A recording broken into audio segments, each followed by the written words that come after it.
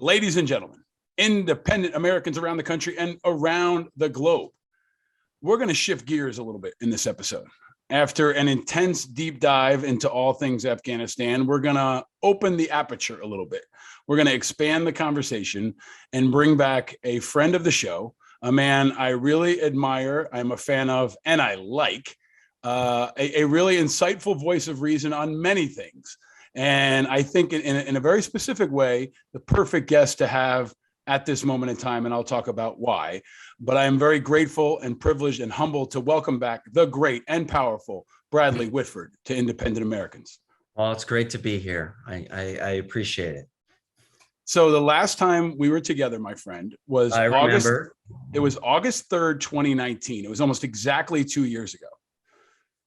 And we were in person. We were in the Manhattan Classic Car Club. Yes, and you brought this. I'm going to show it to the screen. And for folks listening, it is a license plate from Illinois that says "So cool" that a fan gave you on your way to come meet me. That's true. That's true. From Adventures in Babysitting. Yeah. And I think we had big aspirations to raffle it off or something else, but it made with me in my COVID exodus. And I just frantically looked along the shelf because it was like a keepsake from days of yore and in-person days and days when Trump was still president, but from our conversation, which was awesome. And a lot has changed in 2 years. And a lot has changed. And it's funny because I think about our conversation all the time. And I actually had a little regret that I wasn't more vehement in my defense of the Democratic Party. Actually, I was hoping you'd say that because I actually was, because I was a bit surprised at the time in kind of the moderation you had around that defense.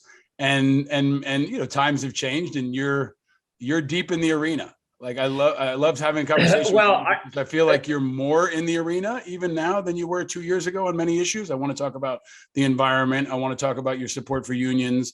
I want to talk about Afghanistan and many other things. But I feel like you're also deeper in the fight than you were 2 years ago. Does that feel right? Yeah, and it's just because it's necessary. I mean, I think we all think that things can't get any worse, and we're discovering it's a fucking Dante poem. Like there's no bottom, and it's a reminder that I tell young people all the time. There is not going to be a quick solution to economic injustice, systemic racism, any of the issues, the greed that is killing the planet. It is a permanent battle, and we have to remind ourselves that we don't get a democracy. You got to make it every damn day. I get upset about the false equivalency. Like we look at the political system, and it's very, very easy to be cynical about it. I don't like the false equivalence about the two parties being even remotely equal, because the Republican Party has revealed itself as a party of nihilism. I don't know what they believe in anymore. Obviously, we have problems in the Democratic Party. I'll connect. I want people to. I think of the Democratic Party honestly like I think about a union.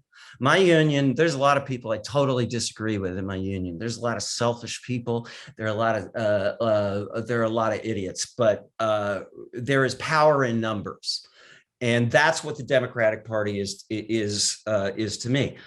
It's been very interesting to me that the Democratic Party has been functioning, except for a couple of glaring exceptions from Arizona and West Virginia, basically you've had a kind of unity that I haven't seen from people have used the example AOC to Kasich. There was a kind of unity, and yes, the political process is disgusting.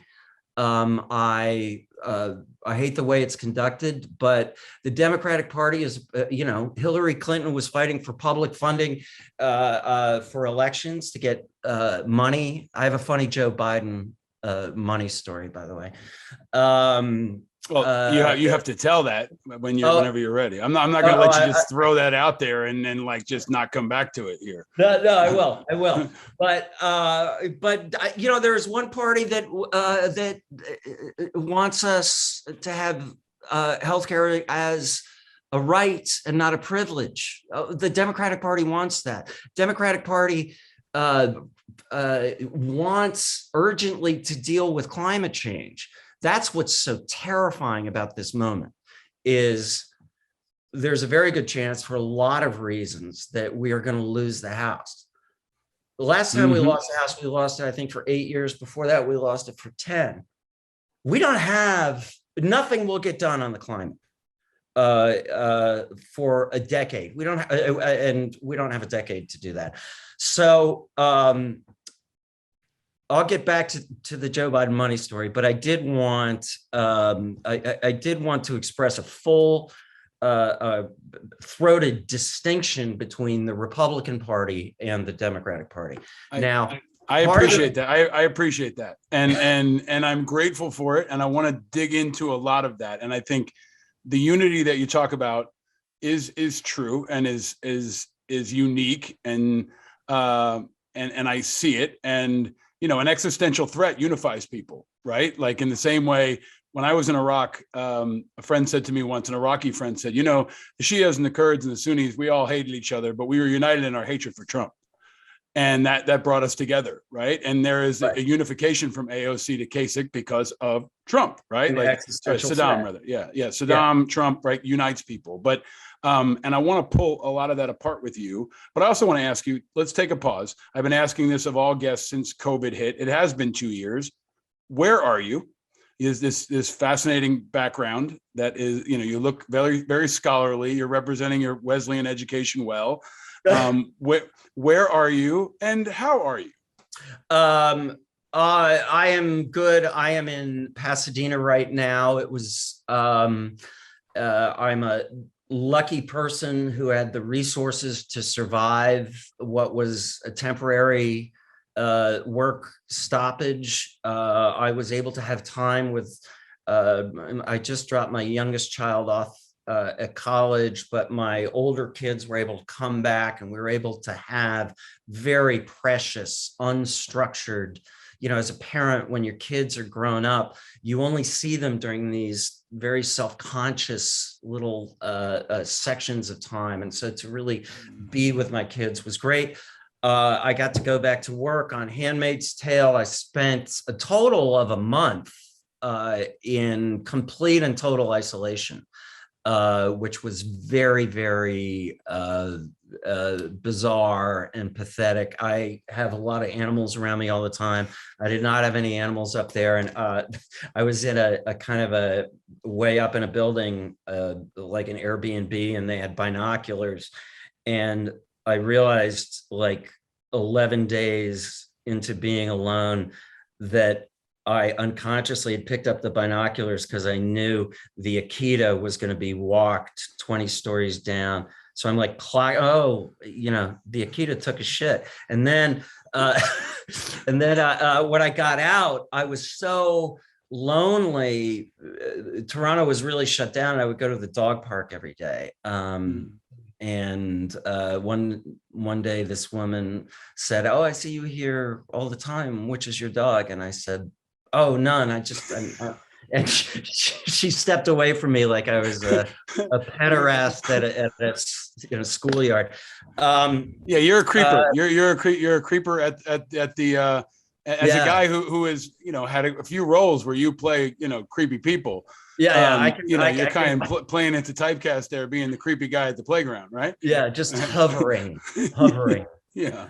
But basically, I feel if you ask me how I am, my kids are good. Uh, I'm in love with my wife. I had this moment. It really made me this year. I'm doing some writing. I get to act on stage, which I haven't been able to do in a little bit. I get to act in a series that I love in a fascinating role. I get to produce a documentary about Adi Barkan. And I'm going to get to direct an episode. So I should just shut the fuck up. I made a joke. Somebody told me this was a dangerous joke. I don't think it is. But if you look up white privilege in the dictionary, the definition is my headshot. I mean, I am a lucky motherfucker. I appreciate all of it, including the dangerous joke. And I hope you're writing. I was going to say, when you're stuck up in this tower, I damn sure hope you're writing, or that someone's capturing that, because that's a hell of a screenplay, and your insights are going to be powerful. But you have a lot of work going on, right? Like my kids are going to. It was like a midlife crisis Room adaptation of the movie Room. Look, there are a lot of agents who are going to take notes on this and be pitching this shit to you immediately afterward, right? Screenwriters and everything else. Nobody wants to watch. Anyway, go ahead. I think people want to watch anything you're doing. But to that point, my kids are going to be excited that you're playing Scrooge. You're working with Lin-Manuel Miranda on a new project. Handmaids is awesome and continues to be really important. And I want to ask you to pull apart some of that along the way. But here's why I wanted to have you on right now. I have been talking about how the Taliban and what could be the nation state of the Taliban is the closest thing we will see in real life to Gilead. And since I'm talking to Commander Lawrence, we're in this period where literally people are entertaining having Commander Lawrence or the Taliban represent the nation at the UN. We have, women who are being oppressed, women who are being killed, women who are being put into essentially uniforms. And we're seeing what I think might be the most oppressive regime in modern times, and the most dominant regime in modern times with regard to their control over women. I've called it a war on women. I talked to Zainab Salbi last week. And so it feels like, to hear that, the State Department is negotiating with the Taliban, it's like negotiating with Gilead. And similarly, there are Junes inside Afghanistan right now that are fighting, that are surviving, that are going to ground, that are doing what they can to survive a war against them as a gender, many other folks as well. So I had to have you on to talk about that.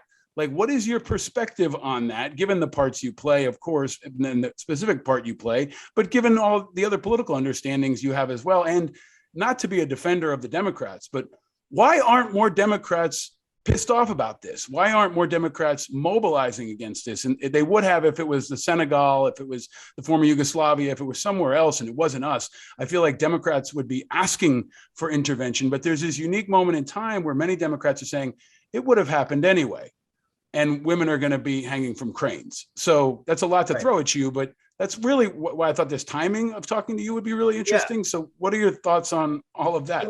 Well, some of the things we struggle with, one thing I think the show gets right is that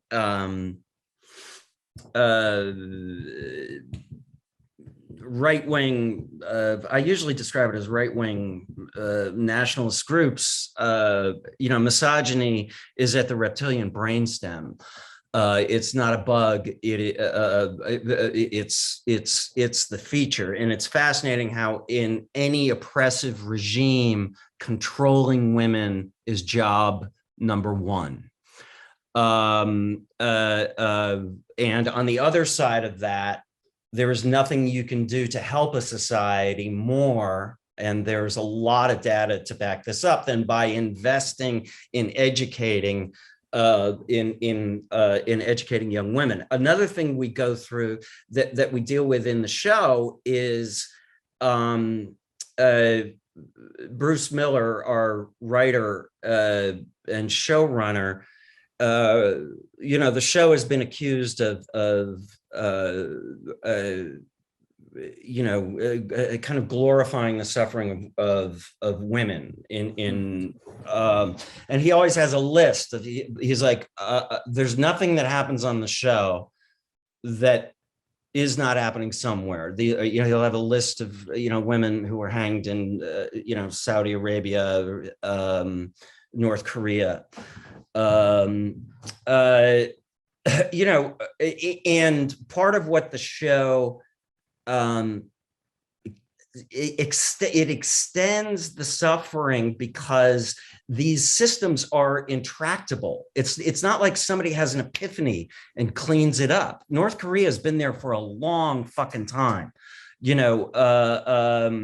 and so I think the show tries to capture how difficult it is when some sort of governmental, it seems to me that there is a very sloppy assumption that the Taliban will be forced to be more reasonable. And I am personally, entirely suspicious of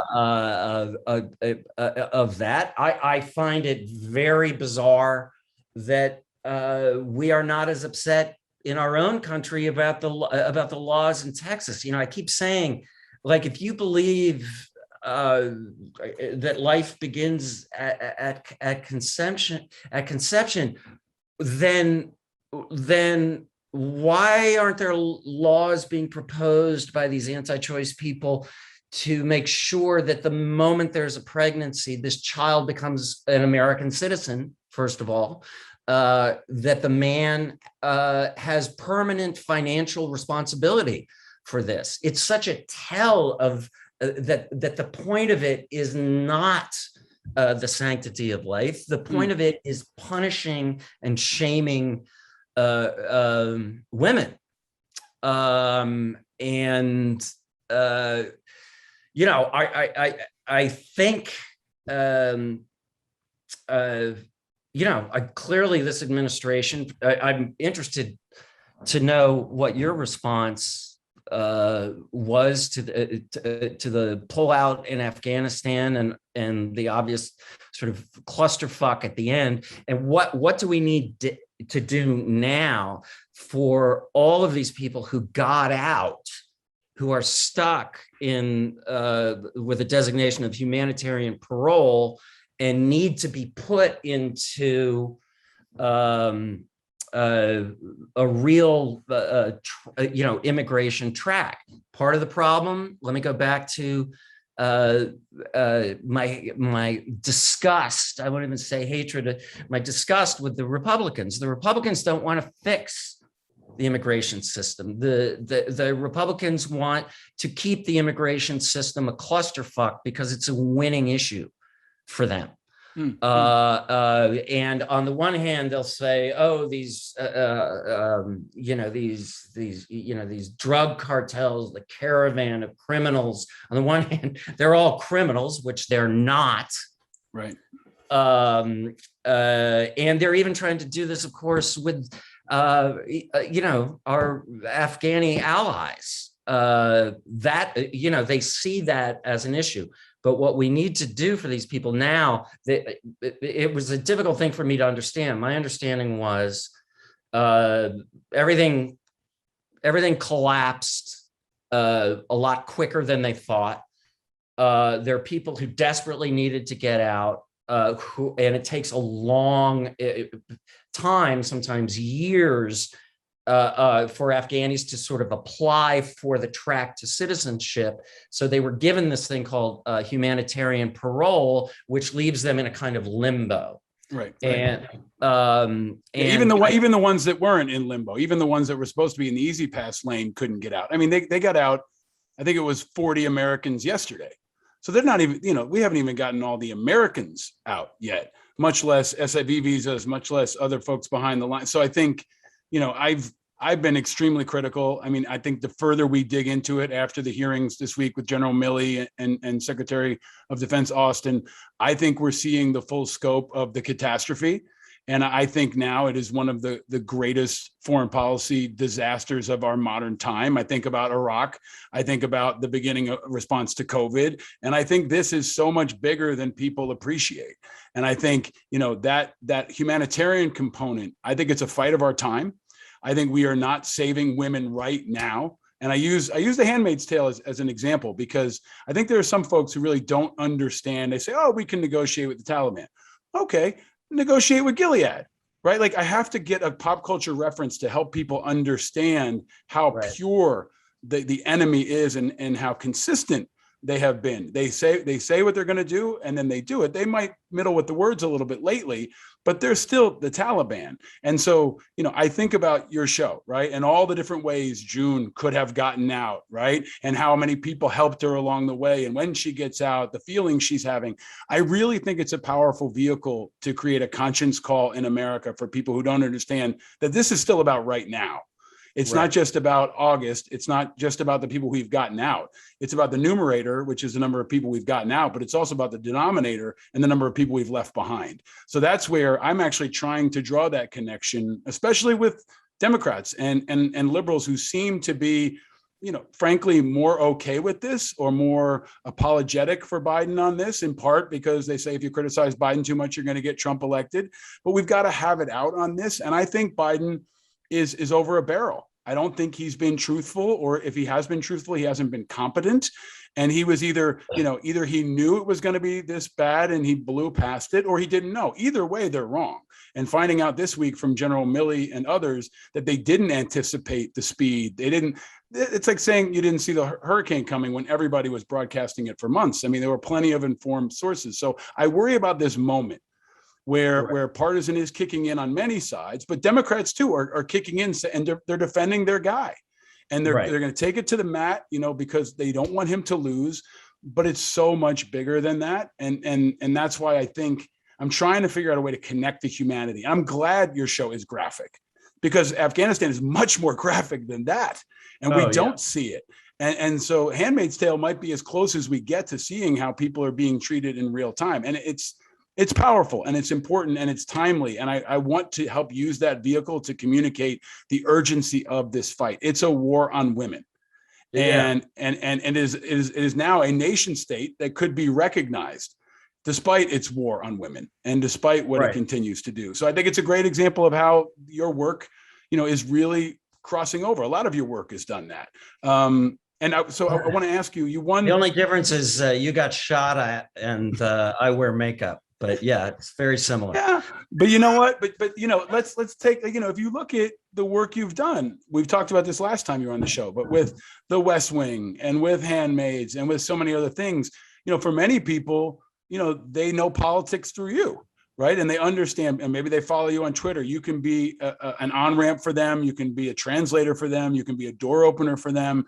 And that's really important. But you're also in the fight. You were at the Emmys. You've won 3 Emmys. The COVID response and having all these celebrities sitting in a room, there's some folks who are saying, hey, the Met Gala feels off. The Emmys feel off. You've been outspoken, I think, in many ways, but you were outspoken about that. I mean, any additional reflections on the Emmys? In the Emmys in a time like, I mean, well, I think everybody was, first of all, they were very, very careful in terms of multiple tests leading up. One the day before, everybody had to be inoculated. They were checking it constantly, which really fucked up the red carpet. So it became like this. I think I said before, it became like a steeplechase for egomaniacs. I felt like I was on some sort of egotistical version of the Titanic, where like first nominees only get their picture taken. If you've been nominated before, get off the red carpet.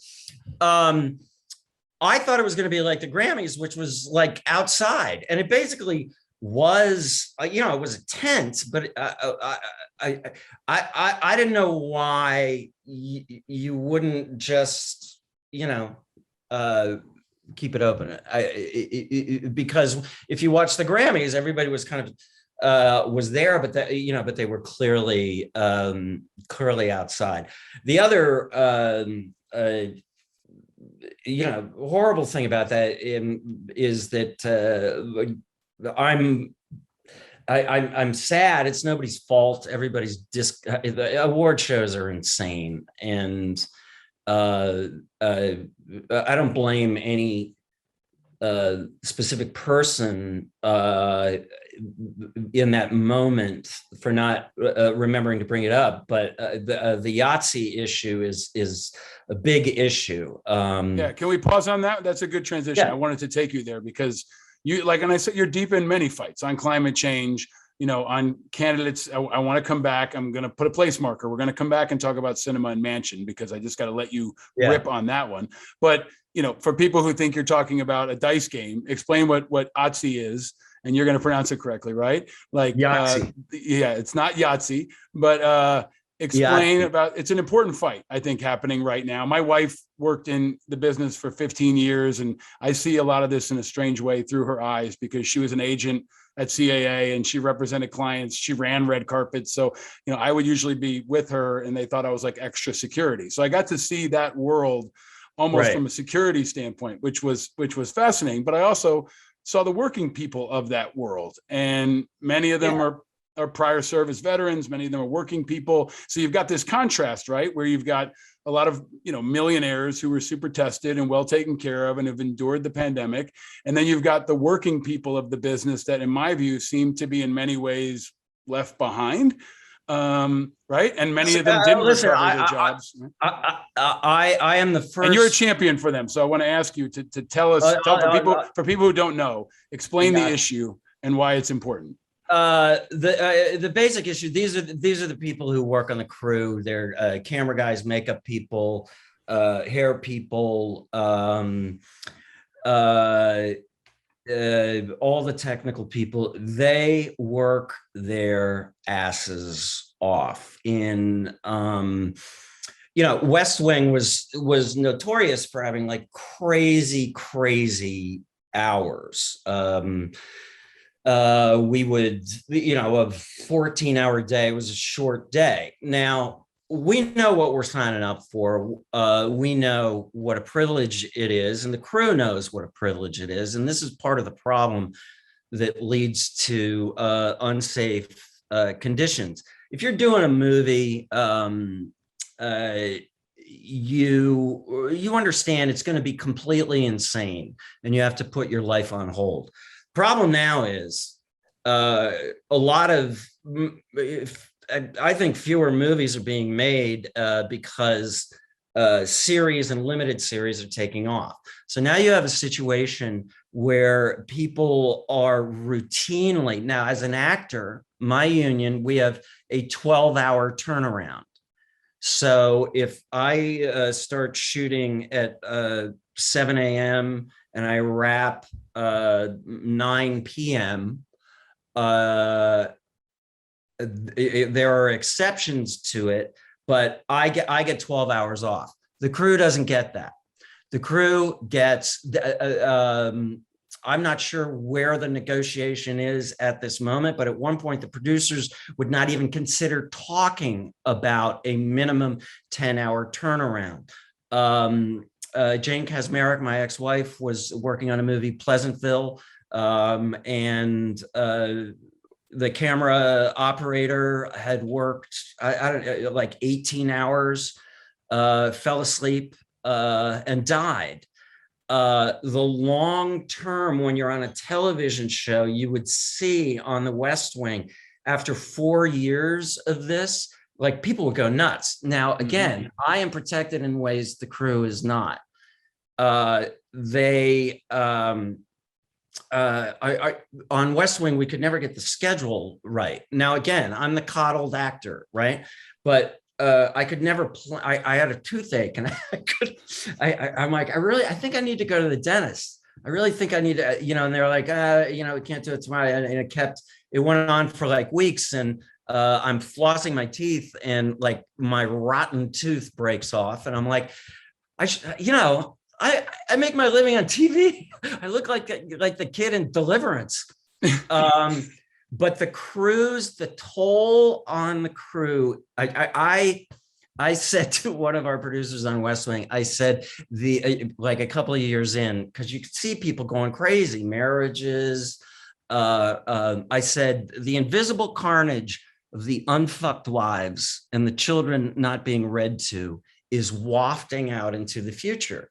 But there is this idea, we need to treat our crew members like the family that they are. We live with them. We sacrifice a lot with them. Like the whole idea that, we're fighting for people who often, if they're driving from a set, they may drive an hour. I have a friend who's working in New York. He has to drive an hour to the set back and forth. So he has 8 hours at home. And then he has another 14-hour, 15-hour day. And people won't believe this. They do not eat. They don't even have a guaranteed lunch break. Right. That's It's insane. But it's a good reflection. It's a good reflection of, how the pandemic has hit some much harder than others, right? Like, anybody who knows, folks like you're at a point in your career where you can withstand this, but a lot of the blue collar people in the movie and television and entertainment industry, especially in places like New York and California, are hammered. Right. And they are absolutely, maybe in some ways, kind of the lost part of this, because in part people assume, I think outsiders assume everybody's a movie star, and they don't understand the logistical train of this. It's almost, being on a film set is like being in the military. I mean, it looks like a military operation. You've got a lot of hardworking enlisted people that make things happen. And I want to just one second. It's like having a huge wedding every fucking day. Yeah. But it even feels more complicated than that, because it's more dangerous. Like, I've been on movie sets and worked on films before, and everything from security to now COVID screening, right? I mean, it's really complicated. There's the old saying that strategy is for amateurs and logistics is for experts. And the logistics are the ones that make it happen. I wanted to come back and make sure that for people who were wondering what the hell the Yahtzee reference was, right? Okay. It's the I have to get it right here, right? It's the IATSE is what it stands for. Right. Yes. And it's the International Alliance of Theatrical Stage Employees. Right. And it's moving picture technicians, artists, crafts, all the trade crafts. Right. And it goes to something that I've always laughed about. I mean, Hollywood is filled with people like me, kind of pinko lefty, fancy yourself a humanist. And then you get on a set and it's like a 15th century serfdom, like the strategy. Like if I stop at the beginning of a take, and I go, where's the prop guy? Where's my fucking watch? That's fine. That's nothing will happen. If he goes, I put it in your fucking trailer, he's gone. And now, and I always laugh about this, but now we have a situation where producers who are, I guarantee you, to the left politically, are making plenty of money and subjecting the people who make it possible to working conditions that would make Jeff Bezos blush. Okay, so I'm glad we dug into that, because I think people need to understand how it impacts people and how it's a part of this, especially the economic conversation and the COVID conversation, even the infrastructure conversation. This conversation we're having, many of the political conversations intersect in that point. I want to come back to something. Tell us the Joe Biden story, because I'm not going to let you off the hook on that one. Okay, so this goes to the, I have a lot of sympathy for what politicians have to do. We make them climb a filthy rope, and they get down at the bottom, and we go, "Hey, man, your hands are dirty." So, a friend of mine, it was 2008 when he was preparing to run for president. I think I was doing Studio 60, and a friend of mine who had worked in DC. Clearly, somebody had fallen out. Joe Biden was out here doing some sort of exploratory, coming to the cash machine in Hollywood. And they said, would you like to go talk with him? And I was like, yeah, I'd love that. And he was fascinating and warm and bright and brilliant. I think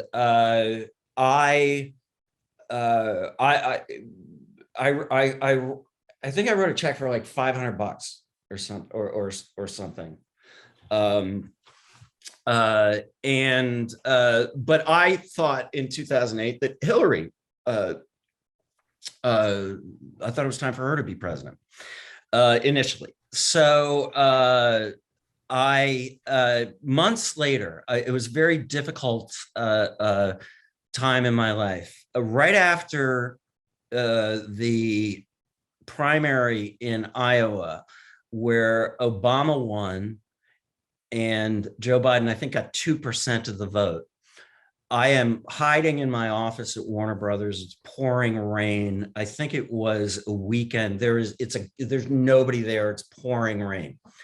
And I'm writing in my office, knock on the door. I open the door. It's Joe fucking Biden with the hair and the chiclet teeth. And I'm like, this is months after I saw him. And he's like, Brad, it's good to see you, buddy. And I'm like, hey, how are you? And clearly his body man saw my name on the door and said, that guy donated to you.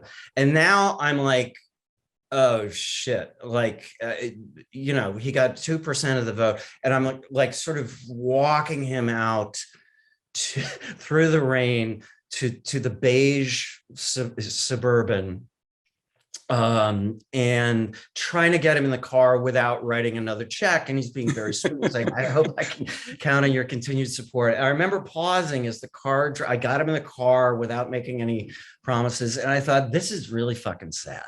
This is our political system. Here is I would argue a brilliant, experienced public servant. This is not a guy like who got rich. He does want to serve, whether you disagree with him or not. And he is forced to go around Hollywood talking to some schmuck actor, like a Tupperware salesman with his hat in his hand.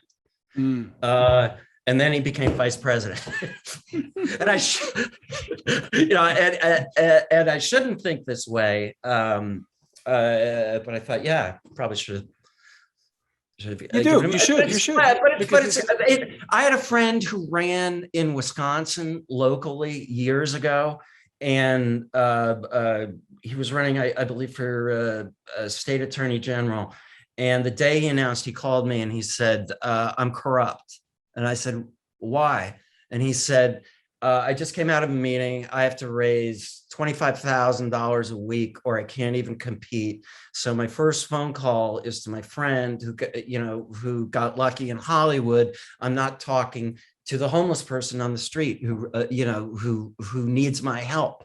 And it's a bind, those people. That's right. I think it's another good insight because, having worked in, the advocacy political space for the last almost 20 years now, there's a time when every significant candidate makes the roll through Hollywood and they take the same 25 meetings or so. It's like, it's the hidden Iowa, right? Like they go through New York and you go through the certain living rooms, and especially for the Democrats almost exclusively for the Democrats.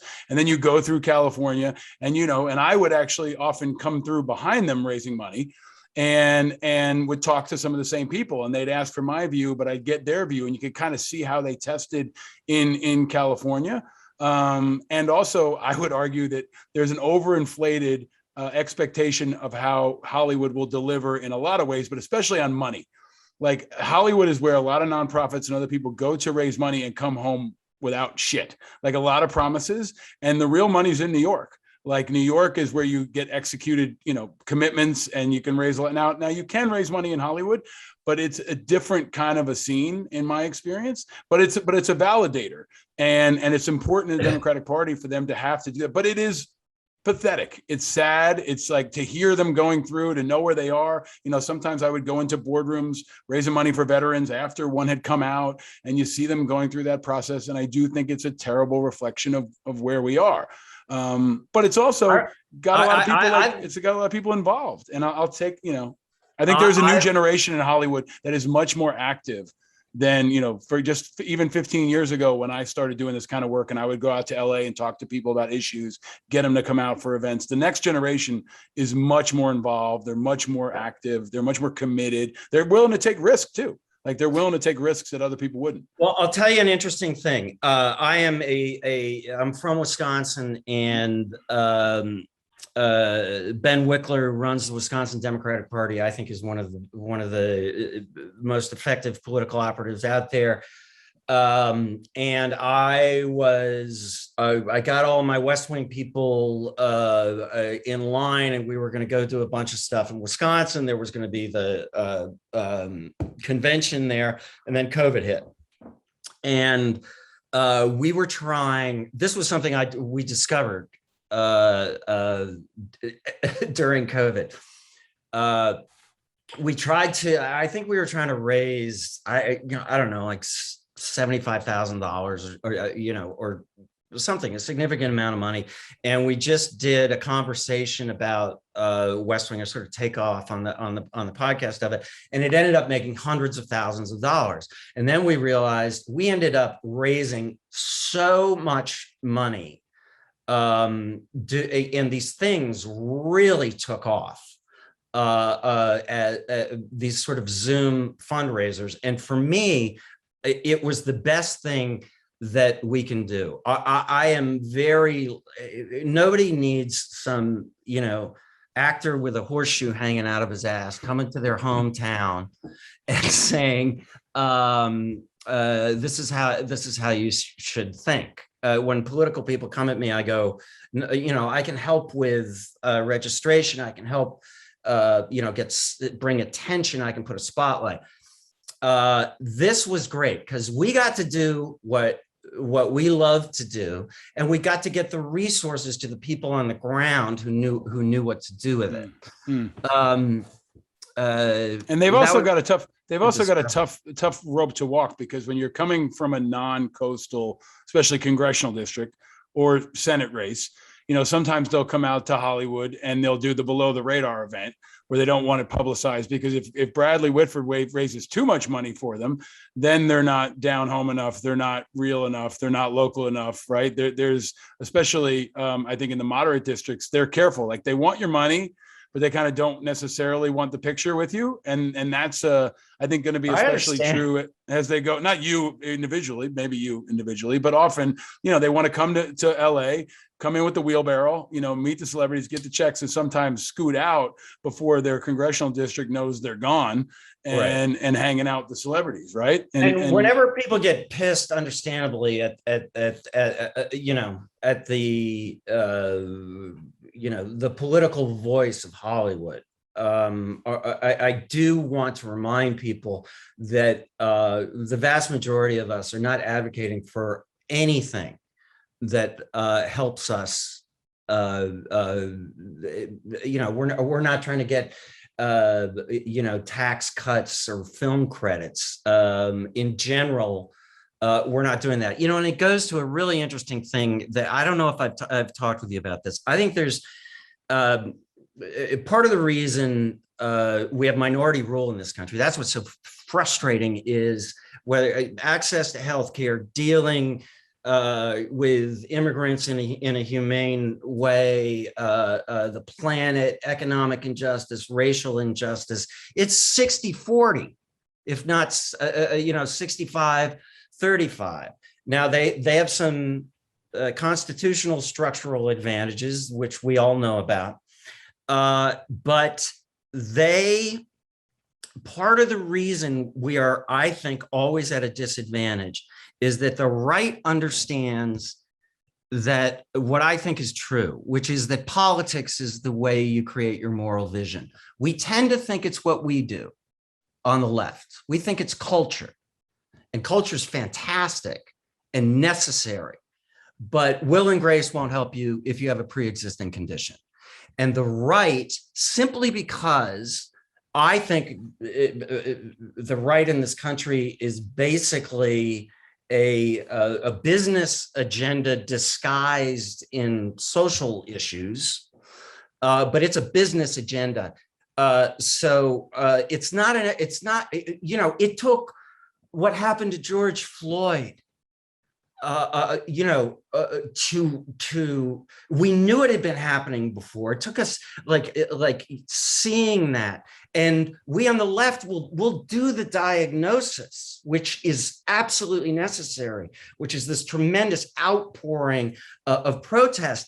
But we tend to not think that government is the way. We don't do the treatment, which is not as, I don't want to say it's not as liberating as the diagnosis. It's ongoing slogging. I do some stuff with Stacey Abrams, and she says this wonderful thing, which is voting isn't magic; it's medicine. Right. And it's not just art; it's tactics. And there's a question of how Democrats like to lead with their values and have their operations and strategy come second, right? And then, like, I think Afghanistan's a great example of where the two are in conflict. Like, you can say, we're going to pull out of Afghanistan, but you're still responsible for doing it competently. You can say, hey, we want to give everybody the vaccine, but if you can't execute it, and I think that's where Biden is really going to be in trouble. I think that's where his numbers are down, on handling the pandemic, on Afghanistan, on competence, right? On execution, on the ability to even do the things he said without them blowing up. But let me ask you one last point I want to get to on politics that is related, which is you are now a voice of the Democratic Party. You're carrying the flag. You're out there leading a fight. I appreciate some of your positions. I am politically homeless like so many. Right. And I watch a landscape where Kyrsten Sinema and Joe Manchin, in my experience, two of the least impressive members of the Senate, are now in two of the most powerful positions. So you've been critical of them. I saw you retweeted somebody who said, it outrages me that Sinema even rhymes with cinema, right? At theater, right? That was a great tweet. But you've got these two people. That's Ed Solomon, the screenwriter of Revenge of the Nerds 2, Nerds in Paris. Yeah, I'm so glad I pulled on that thread. Okay, he does other things, but go ahead. But let me ask you. So Kyrsten Sinema, Joe Manchin, who, again, I think it's a valid criticism that they're not putting forward any ideas. They're not visionary. They're not even incredibly experienced in their lives. Like, I've met both of them. I spent time with them. Manchin was consistently the least intelligent senator I dealt with, definitely on the Democratic side. He could always be counted on to ask probably the most stupid non-question every time I was in a briefing. He's the Ron Johnson of Democrats. Yeah, he really is. He really is. But let me ask you, so what do you do? Like, where's the primary challenger, or what do you do? Are you guys going to play patty cake with these two forever, or are you gonna push them in line, or are you going to primary them? Like at this point, there is so much that we need in this. First of all, I get frustrated. We trumpet the cost of this as if the cost is the same of the $2 trillion tax cut for people who didn't need it. But without all the equivalency, like, I know where you're going, right? You're going to make the argument, but not just the values-based argument. What are you going to do about these two, right? Like, what's Commander Lawrence going to do about these two problems, right? Because they're a problem for you all. And until they're gone, they're right. I think they're never going to move. You know what Commander Lawrence would do? Commander Lawrence would bring Manchin and Sinema into the office and say, how big a dam do you want in West Virginia? How big a highway do you want? Because if you're as morally reprehensible as you appear to be, I would rather spend another 200, another 600 billion to get this fucking thing through. Mm-hmm. I'm not for that kind of politics, but at this point, if we do not deal with the climate now, we're yeah, and I think it's a tactical challenge that is, Democrats like to play nice, and they've played nice with Sinema and they've played nice with Manchin, and it doesn't work. And the Republicans don't play nice. Commander Lawrence doesn't play nice. And I'm saying this as somebody who wants to see something get done, right? Like I'm an independent. I'm an independent who supports infrastructure. I don't think you're going to get the full Monty that the progressives want, but these two may blow the whole thing up to the point where we get nothing, right? And that's part of what I'm really challenging Democrats to ask. Like I had Ruben Gallego on, and why doesn't he run against Sinema? Well, he thinks he can't, or it's not the right time. And it doesn't have to be either, Kirsten Sinema or Meghan McCain, but it seems like the Democrats, you bring out Stacey Abrams, a great tactician, brilliant strategist. She brought this next generation, but it seems like there's this blank spot around Sinema and Manchin where they're just going to deal with these knuckleheads, indefinitely without a focused. You talked about unity. There doesn't seem to be Democratic unity about what to do with the two of them. Well, I don't know what they, I guess I have more sympathy because, they are the problem. You're not going to be able to take them out. That's why I would just buy them out. Manchin is actually does seem in some ways appeared to be good on voting rights. He had a proposal that even Stacey Abrams, I thought would be helpful. But if you don't get rid of the filibuster, like you're sacrificing the right to vote in order to preserve the filibuster out of some nostalgic fantasy for bipartisanship with a party that did not hesitate to jettison the filibuster to steal the Supreme fucking Court. Copyright. Yeah. Well, I think let me maybe to put a bow on it. Like this is an area where I feel like the Republicans are losing those states in some ways, or are on the edge, and the Democrats seem to be doing their best to fuck it up. Like and there's this nether region where I think there could be an opportunity for an influential celebrity or wealthy person to zoom in here as a third party or independent candidate and blow them both up. I mean, Arizona is increasingly independent, and I think that Sinema is weak in a lot of ways, and Manchin also is in a place where nobody in West Virginia is excited about Manchin, right? Nobody in Arkansas is excited about Tom Cotton. It's just not enough focus on providing a viable alternative. Yeah, I totally agree. And I think Democrats underestimate their ability to compete, in those areas. But if you look at Kelly from Arizona, Kelly's, I would call him a moderate. He's not like torching. I've used him as an example. I think he's the kind of candidate they need to win. Right, we've had Amy McGrath on this show. We've had other folks. We had Pete Meyer on this show, who is a moderate Republican, independent Republican. Some of it is about finding the right person of the right profile out of central casting. Talking to you, right? And maybe it's a former NFL player, maybe it's a former country music singer, maybe it's a business person. But the Democrats have got to figure out how to get a deeper bench than like going back to Beto O'Rourke 5 times. Like there seems to be a lack, to use a line from the 9/11 Commission report, which I assigned to my students this semester. There's a lack of imagination. There's a woeful lack of imagination, and I think that the Democrats continue to surprise me. My friend Wes Moore is running in Maryland. There's a new generation that's coming up, but I still am always going to wonder: is there someone in your world, right, that could come out of the darkness or out of the spotlights and contend, and not just in those places, but in places like Kentucky, right, where you got Mitch McConnell, you got Rand Paul, like you've got a lot of people that I think could be vulnerable to the right kind of alternative candidate. And that's almost a casting challenge more than a strategic challenge. I always joke about this. Like Trump is like exhibit A of like if you want someone from Hollywood to work in politics, don't hire somebody who's in front of the camera.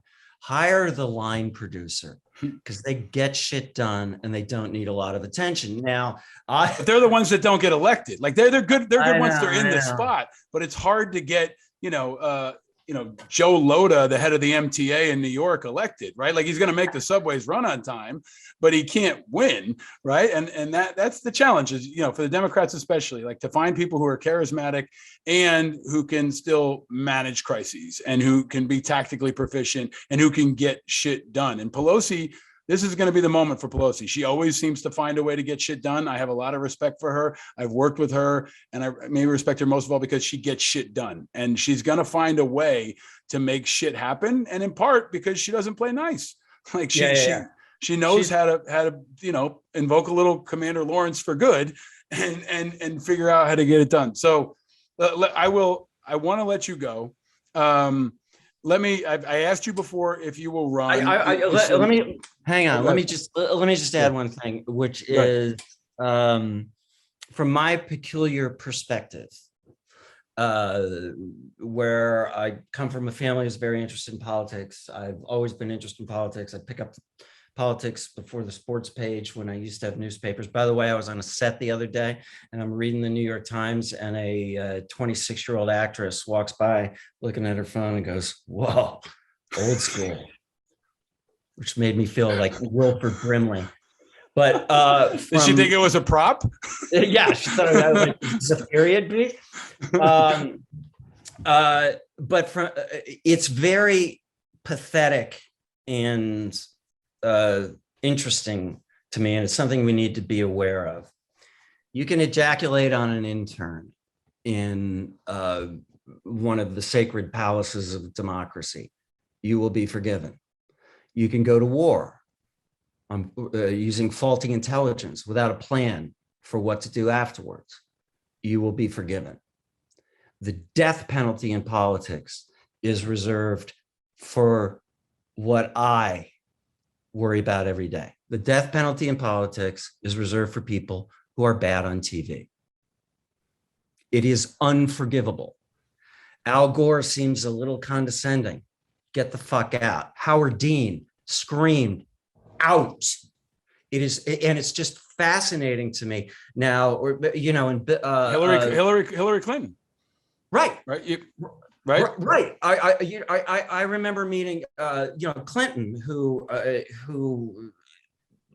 very interesting character, brilliant, smartest guy in the room, a lot going on, son of a kind of white trash alcoholic who has this geological need to seduce everybody in sight, including Newt Gingrich, which makes him incredible on television.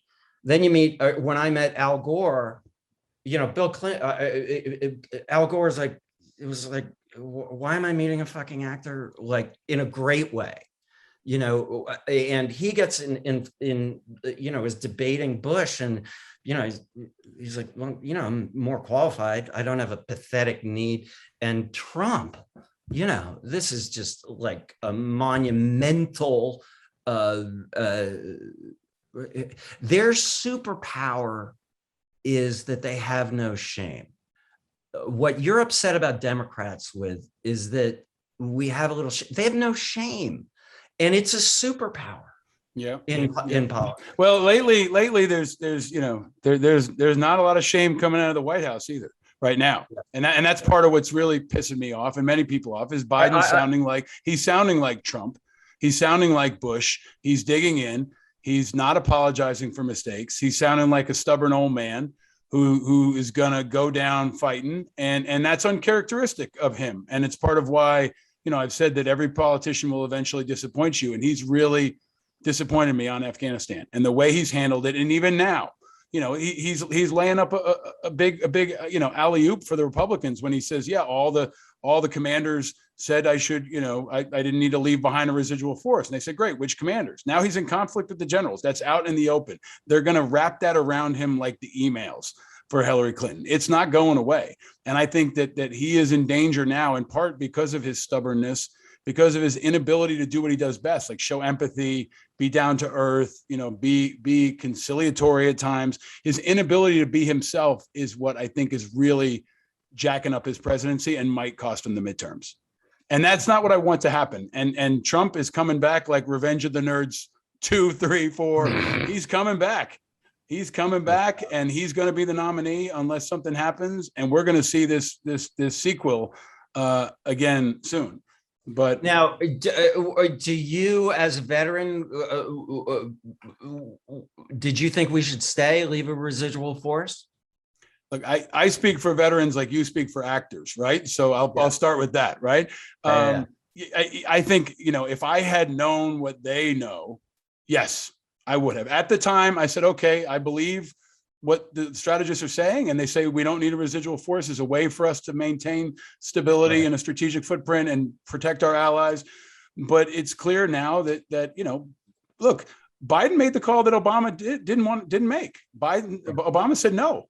Biden said no. I'm going to leave a residual force. I'm going to hold some level of stability. And when you pulled out all the pieces in the way that we did with such a shitty plan, it's all come apart. And it's not done coming apart. Right. It's a slaughter happening in there right now, and that's on our hands. And the thing that always resonates with me right now is that Biden won't own it. And that's cascading across the Democratic echo chamber where people say we're done with wars, right? While we've got troops in a dozen countries, right? Or saying, it would have happened anyway. There's nothing we could do. Well, you're going to find out over the next couple months, there was a lot we could do. And if only get more Junes out on airplanes. Yeah. Right. That we could have done that. And even now, Blinken and Biden and others are not doing enough to get enough people out who may form the resistance, or at least will be fantastic screenwriters one day and great Americans. Right. That's the sin that I think is what I've called the American betrayal of Afghanistan, the great American betrayal of Afghanistan, because it's a betrayal of our values.